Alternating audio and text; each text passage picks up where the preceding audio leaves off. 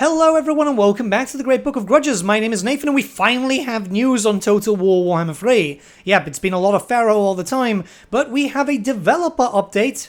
Actually, funny enough, titled Number 1, so I'm assuming there's going to be a few. However, it looks like Creative Assembly are starting to kick up the communication, which is a good thing, and they want to give us some information of what's going to come alongside these Shadows of Change. So, yeah, let's just read over it and see if anything's actually any good. So, patch 4.0 is finally giving us Immortal Empires achievements. We've heard your cries for Immortal Empires achievements, and we're super excited to reveal that they're finally coming.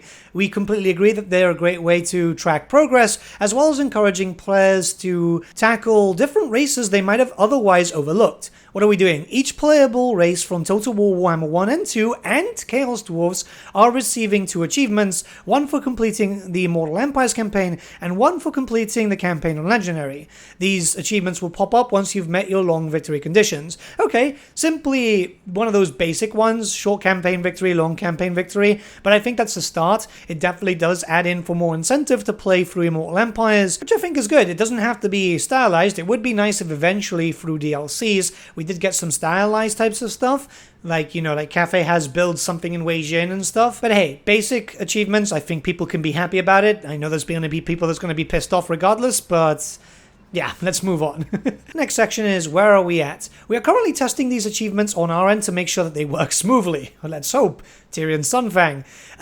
Let's continue. And we are also selecting artwork from the Microsoft Store as they use different sized images rather than achievement icons like on Steam and Epic. Does that mean, never mind, I just realized they've got the whole Xbox stuff and so on. So yeah, that makes sense. Okay, and we can see some icons on screen right now. They actually look pretty nice. They fit with the theme of each race that's been added so far. So you can tell the Vampire Coast one, you can tell the Tomb Kings one. They look nice. They actually kind of look like pin badges. Actually, not gonna lie, I would love some of these as actual pins that I could put on, like, you know, my bags and stuff. But, yeah, let's not give them too many ideas. Unless they want to sell it at a reasonable price. But, yeah, let's kind of move on. This next section is really interesting. Immortal Empires Tutorialization. We felt that the first few turns of the Immortal Empires campaigns felt a little bit bare bones. Players are dropped in without much context and can often be a little directionless. With the removal of flybys, there was also a lack of narrative to each campaign.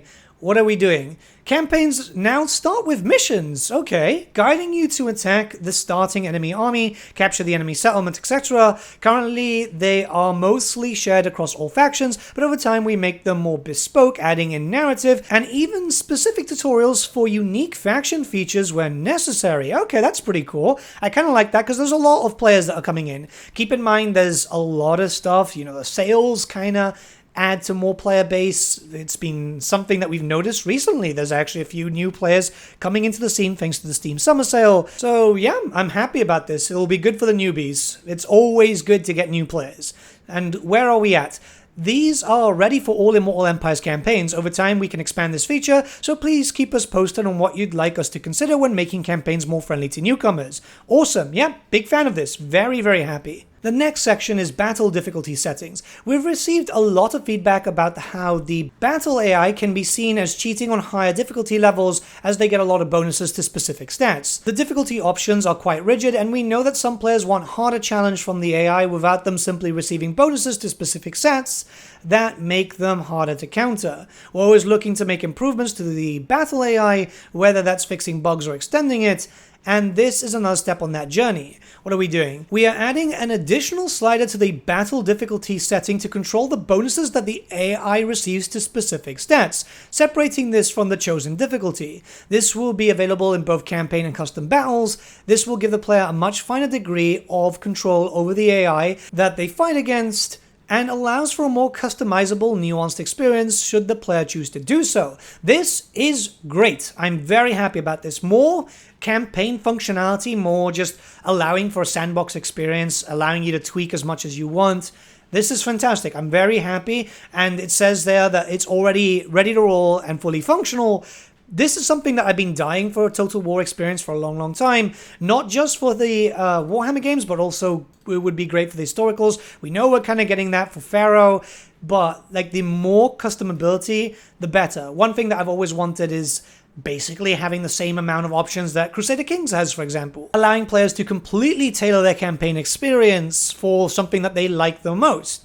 I don't know, maybe we'll get that in the future, a few years down the line, but this is a step in the right direction. I'm really happy about this. The last section is landmark buildings. Okay, we know you love landmark buildings. We've seen a lot of discussion around them in the community. We've also noticed that the Immortal Empires has plenty room for additions. Updating free races in Shadows of Change allowed us to look at the campaign on a broad basis, so it's a good time to add some more. We're adding several new landmark buildings across the campaign map. They're ready to roll. We're just fine-tuning some effects based on playtesting feedback. Okay, cool. So they're getting playtested. This is great. I like the idea of more landmarks. Landmarks are so important, especially when it comes to just flavor, getting some nice bonuses. There's a lot of races, like for example, Grand Cafe has a decent amount, but there's other races which really lack on it. So there is an image with the landmarks that looks like to be quite a few, actually.